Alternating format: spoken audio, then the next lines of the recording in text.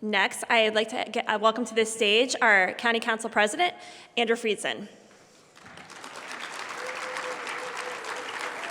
I'm Andrew Friedson. I have the privilege and honor of serving this year as the president of the Montgomery County Council. I want to thank you, Shannon, for that kind introduction, and thanks to Marjorie Goldman, Steve Simon, Vicki Leonard, Ken Nelson, and the entire Committee for Montgomery Board for everything that you do to bring all of us together each and every year from every corner of our county. I want to take a moment to recognize my council colleagues. You heard their one word or multiple words earlier, but Council Vice President Kate Stewart, Council Members Gabe Albernaz, Marilyn Balcom, Evan Glass, Natalie Fanny Gonzalez, Will Jawando, Sydney Katz, Dawn Lukey, Kristen Mink, and Lorianne Sales. Thank you so much for all that you do for our diverse and inclusive community and for being terrific and tremendous partners. Seeing so many civic leaders gathered here today makes me so proud to call Montgomery County home.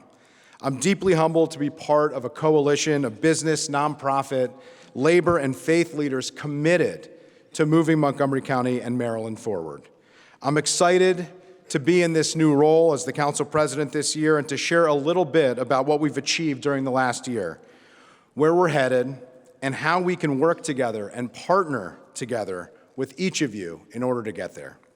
We just completed our first year as an 11-member, female majority,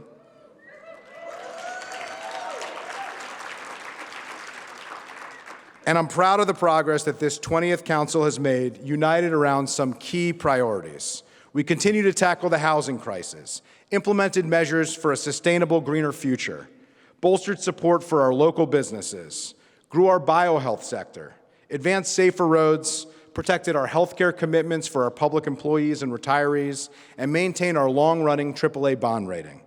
In 2024, we will continue to build on these efforts and take them to the next level, with bold action and with a greater focus on oversight to ensure the best use of your hard-earned tax dollars.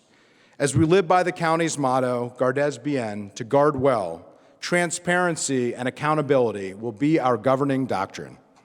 We will work to move our shared priorities forward, abandoning what doesn't work, embracing opportunities to innovate, and collaborating with our nonprofit state and federal partners to leverage resources so we can best support the common good together.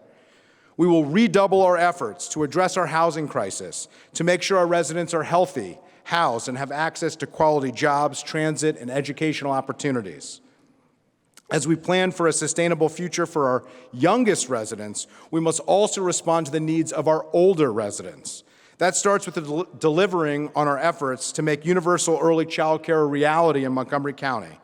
More than 1 year after creating an early child care and coordinating entity, and nearly 5 years after the Early Care and Education Initiative was launched, quality early child care and education is more important than ever.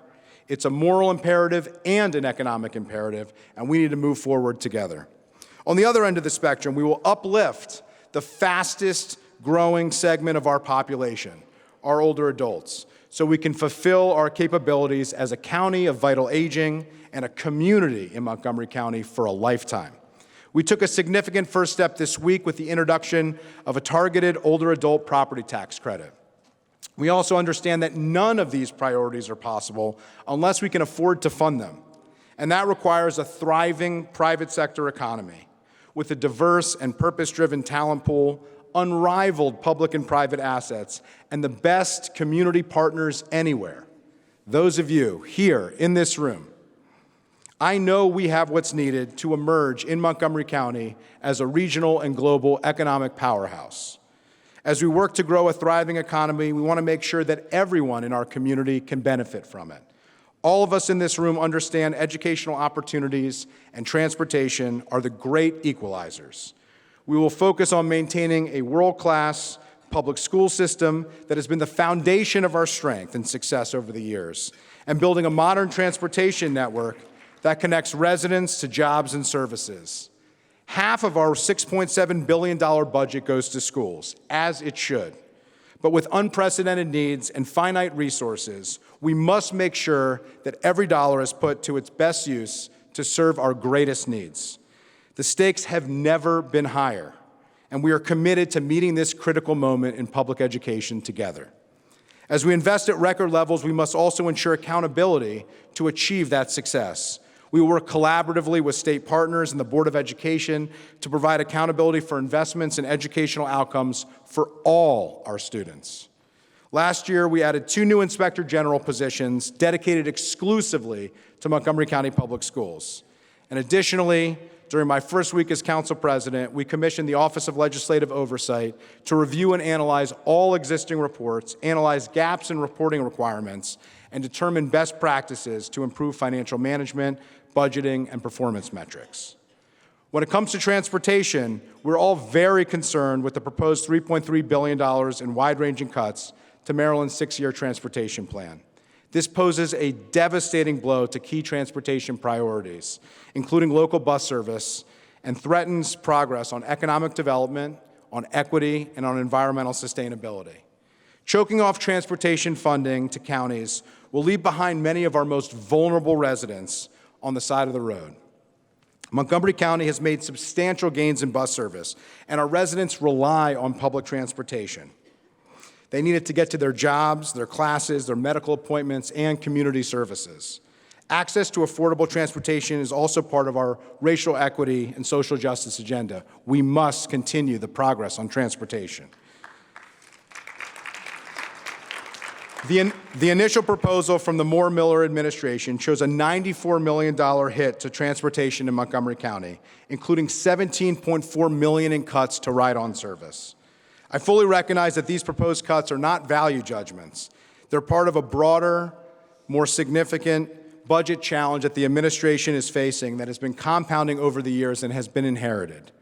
We greatly value our partnership, and it's my sincere hope that we can work collaboratively with the governor, his administration, and our Montgomery County delegation to develop ways to fully fund bus service and critical transportation priorities without balancing the budget on the backs of counties or in new taxes to our residents. Maryland stepping up first to maintain its multi-year investments in WMATA serves as a hopeful sign, as Metro is the backbone of our regional transportation network that fuels the economic engine of the national capital area. But Metro will never meet its ridership goals without reliable, high-quality local bus service to connect residents to it. Montgomery County creates 22% of Maryland's tax revenues, so we need to ensure that we get a proportionate share of state resources to prime the pump of Montgomery County, which is Maryland's economic engine. I hope you will join me in calling on state leaders to avoid devastating cuts to ride-on bus service and highway user revenues, and to fund all of our local transportation priorities without shifting the burden to the counties.